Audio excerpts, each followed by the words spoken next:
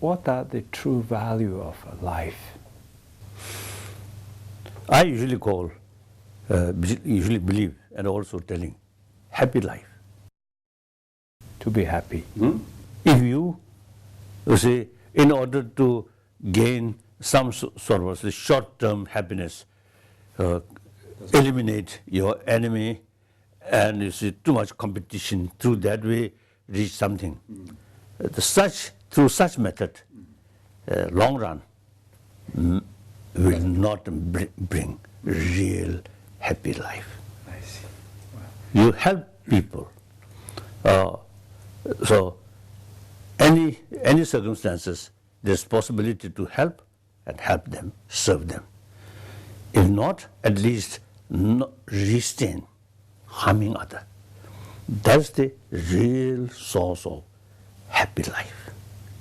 At the end of our life, then reflect all your sort of all your life, then feel very happy. I done according to my own capacity. I done as a meaningful life. Feel happy.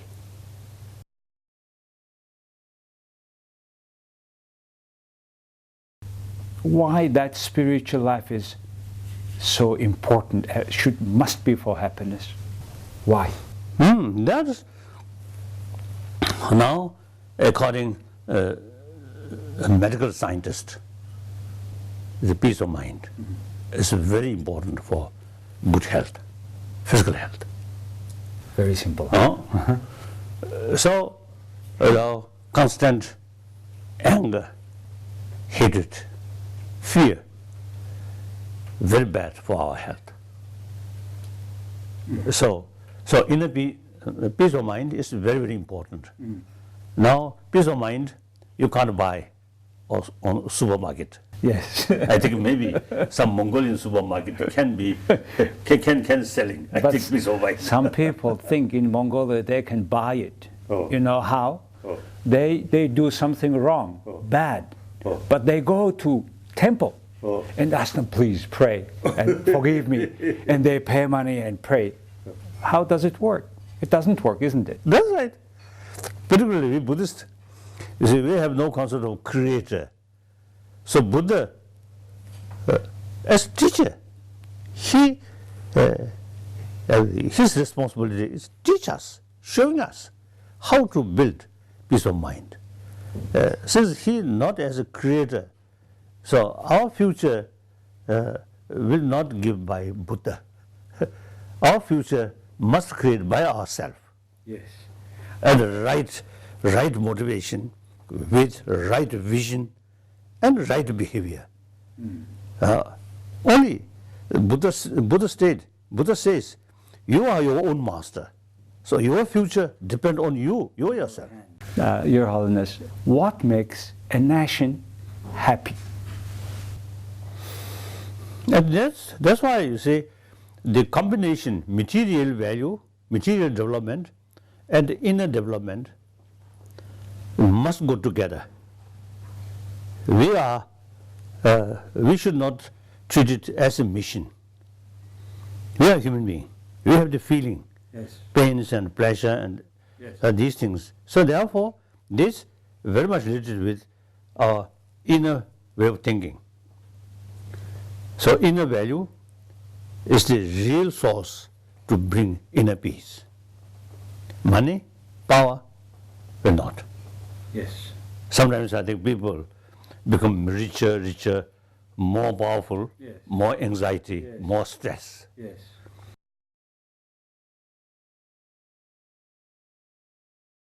How important compassion is? The poorer section of people, she should develop self-confidence. We are equal.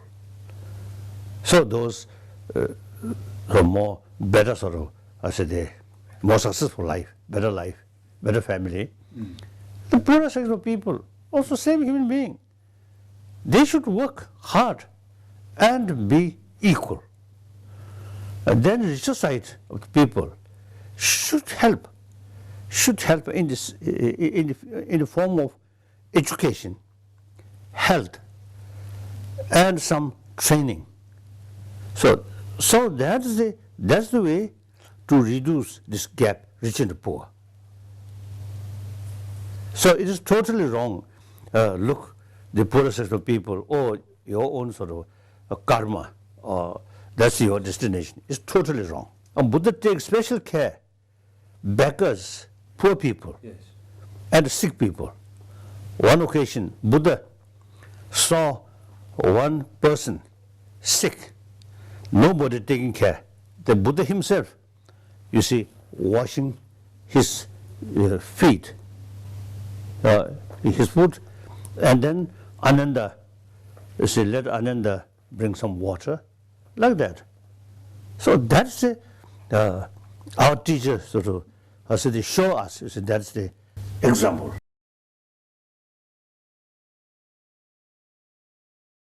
How important is modesty That's for very important. somebody's life? Very important for your own interest. When I meet, you see, people, I never consider I'm Dalai Lama. I say, I consider I'm one of the 7 billion human beings. We are same. You see, that mental attitude, you see, brings much closer. I consider them as a human brothers, sisters. They also consider me as another human being. On that level, we are same. If I am emphasis, I'm Dalai Lama, then actually I myself isolate from them. Result? More stress, more anxiety. how do you do that? Because everybody is praying, thousands of people are sitting.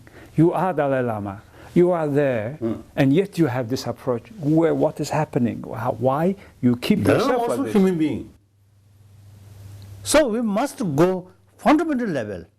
Then 7 billion human beings, same. The secondary level differences,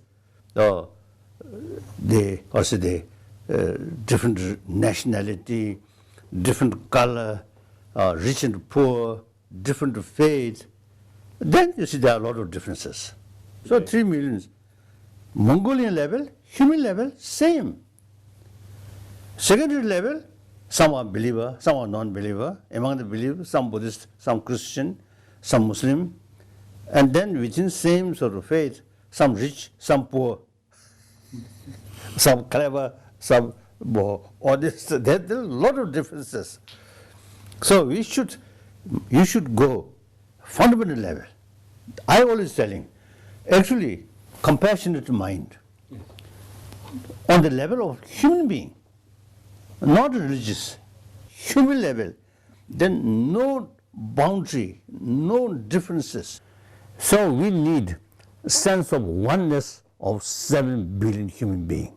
That I always emphasize. And since I telling other people, I myself you should consider I'm one of the human beings. That really brings me more friends. Yes, you are. If I too much emphasis on also the holy Dalai Lama, on remain also the holy throne, then you become lonely person.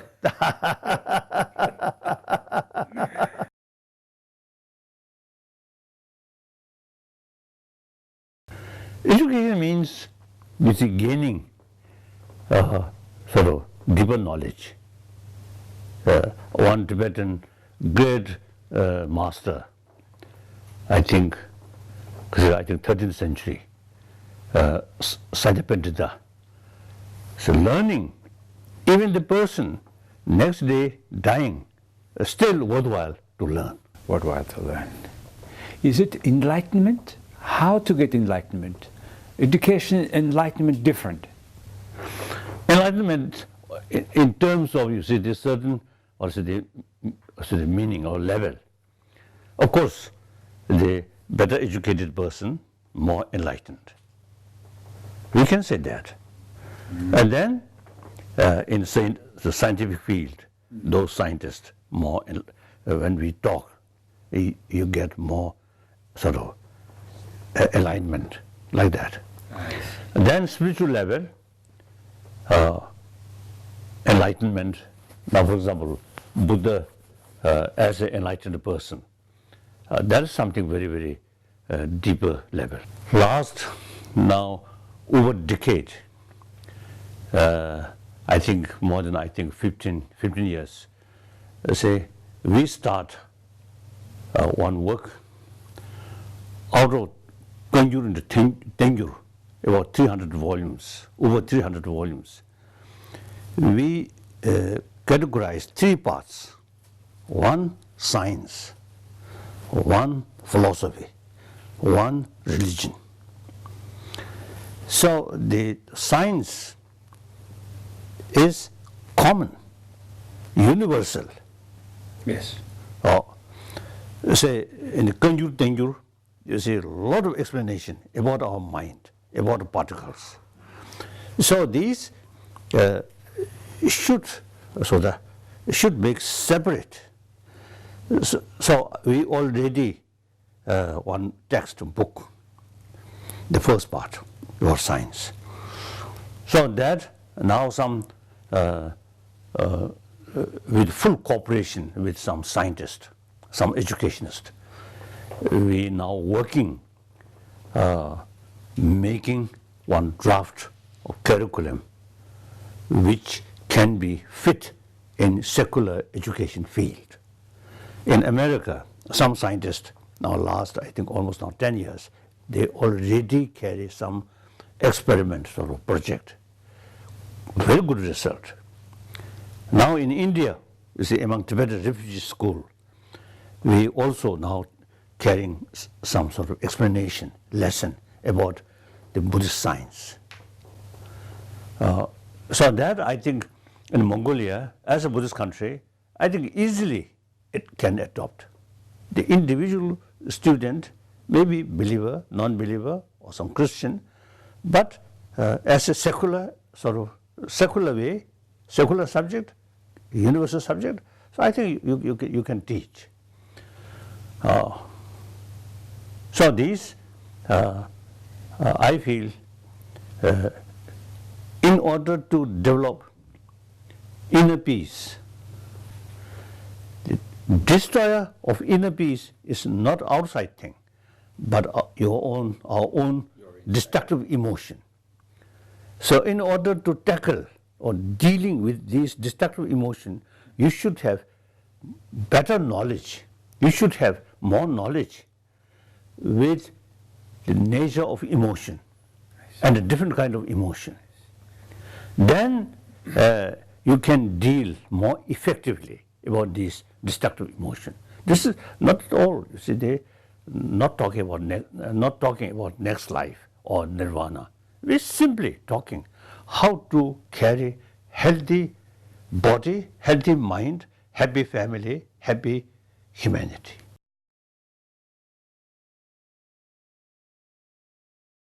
In Mongolia, when a person passes away, next day you go to Lama and ask, so what shall we do? And then the Lama, they said, now I will open the golden box. And when they open that, they supposedly open a box, and they say, oh, that person lived 1 year more than he is supposed to live, or 1 year short than he is supposed to live. Then what does that mean? If you can tell somebody's length of life, why you couldn't tell us before? What is that? You should ask the Lama. Is it the same tradition? You don't know that? No. I think the astrologer, astrologer sometimes say that. Okay. Of course, I respect the culture of astrology, okay, but I do not believe much.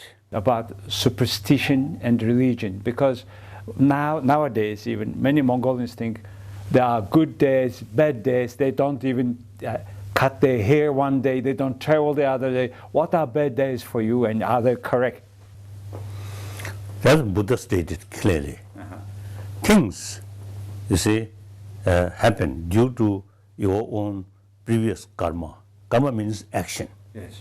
So that means everything depends on your own behavior, not due to certain stars or certain days like that. So Then you they don't fit the Dalai Lama.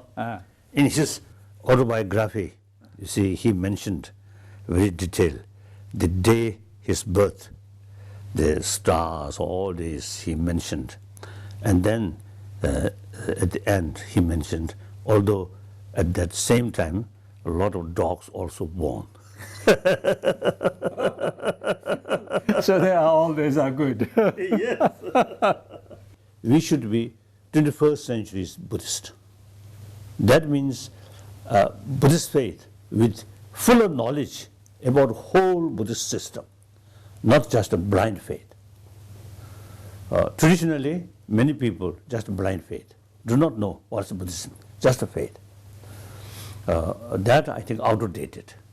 So, in order to be 21st century, you should study more. You should pay more attention about study. That I always telling. Then Mongolian, as our twin brothers sisters, and me personally as a Dalai Lama, the very name of Dalai, that word is Mongolian word. So I always assign Dalai Lama. So if asked what's the meaning of Dalai, that's a Mongolian. Now you have freedom and also the economic development quite, I think, satisfactorily. Sometimes with difficulties, but basically you see improving. So now you have, I think, good future. Now you must prepare not only external development, but combined with inner development. Then Mongolia can be a very happy nation.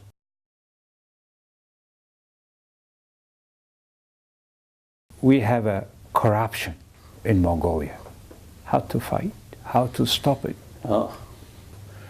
This is, I think, worldwide, sometimes I call cancer of the whole world. China, India, and many other countries. Some small country, maybe less corruption. So now, I think you need the educated, healthy society, then proper rule of law, and the independent judiciary system. Then also media, free media. So all these wrongdoings, usually you see something hiding.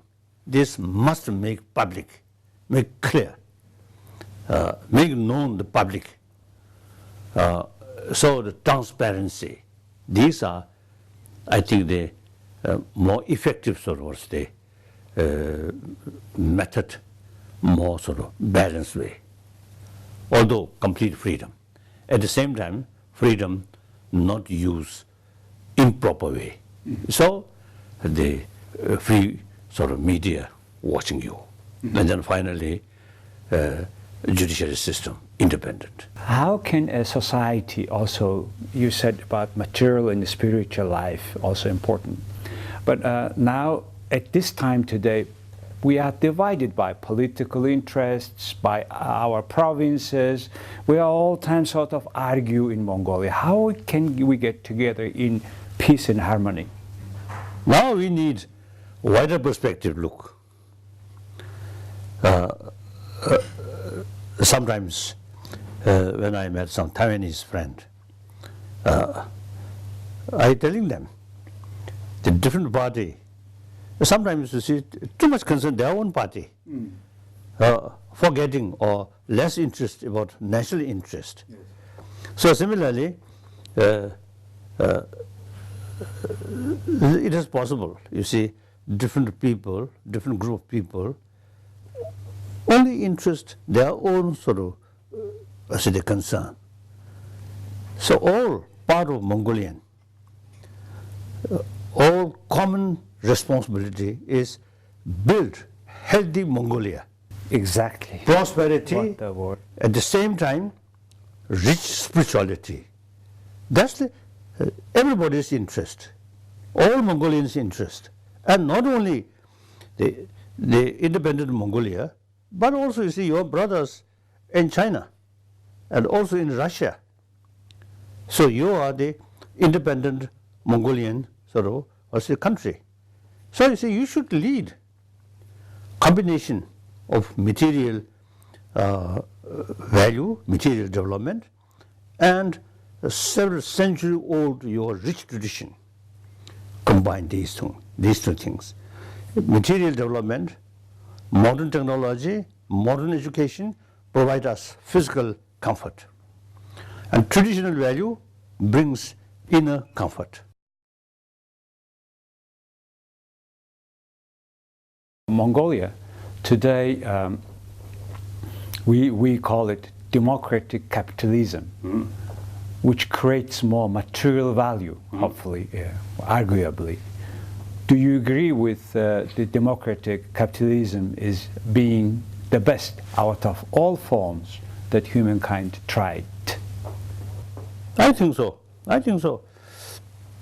A democracy is, I think, future of humanity, the political sort of system. I think that's the only way.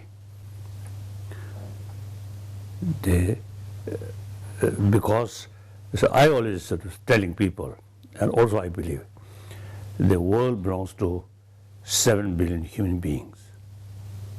And each nation, you see, belongs to the people of the nation, of the country. Yes. Not religious leader, not one political party, or kings or queens. Sometimes they come, sometimes they go. So people always remain there. So therefore, my own case, since 2011, I totally sort of retired from political responsibility. Not only myself retired, but 4-century-old tradition, Dalai Lama institution, automatically become head of both temporal and spirituality. Now that ended. Because I believe democracy is the best. Through election, free election, you choose their leader. And the leader should be accountable to the people. If leadership goes something wrong, the people have the sort of power to dismiss like that. So democratic system is the best system, in spite of some drawback. And then capitalism. I think capitalism gives people the freedom of utilize individual creativity, centralized autonomy, centralized the economy system. You see, is much harmful to utilize individual creativity. At the same time, capitalism, like some of the capitalist country, you see, complete freedom, at the same time, proper divided divisions about power, legislative, and then administrations, and then independent judiciary system. Then, so some sort of regulations. That's not a very clear case in Mongolia. They are confusing. So you have to work. Yes, we have to. When so my first visit Mongolia, 1979, still communist. So many officials, outwardly communist, atheist. But when we met alone, they show religious faith. So therefore, naturally, although you see the now more capitalist sort of lifestyle, and also the material development, and with modern education, sometimes you see people in certain time, you see people more attract about material value. And then the time passes, the material value will not bring inner peace. That's what is happening in Mongolia today. So therefore, now I think the important is, as far as the Mongolia is concerned, your nation, I think around I think several centuries, Buddhism is the main religious tradition. So Mongolia, actually, Buddhist country. So Mongolian way of life, culture, very much related with Buddhism. Therefore, Buddhism is one of the important aspects of Mongolian identity. It is. Like Tibetan. Yes. Buddhism is our sort of national sort of identity. But among Tibetan, there are some Christians, some Muslims there. Yes. But as a nation, Buddhism is something important. So similarly, Mongolia also that. Therefore, now you need some sort of effort for preservation of your traditional value, not just through faith, but educate. As far as Buddhism is concerned, of course, I respect all major religious traditions, Christianity, Judaism, Islam, all these I respect. At the same time, Buddhism, particularly the Nalanda tradition, is the whole tradition based on reasons. Yes. So therefore, number of scientists, many of them non-believer. Yes. But as far as Buddhism is concerned, every sort of they are practice based on reason. So they also showing interest. Yes. So therefore, I think education, knowledge Yes. about Buddhist philosophy and particularly Buddhist psychology. So that as a part of secular education, these not as a religion, yes, but as a sort of academic subject, yes, you can introduce. yes. That's, I think, proper way for preservation of Buddha Dharma I see. with modern development. Thank you. Thank you very much. Thank you.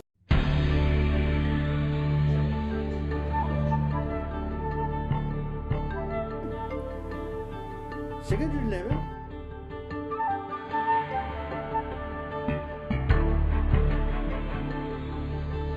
Because I always telling people.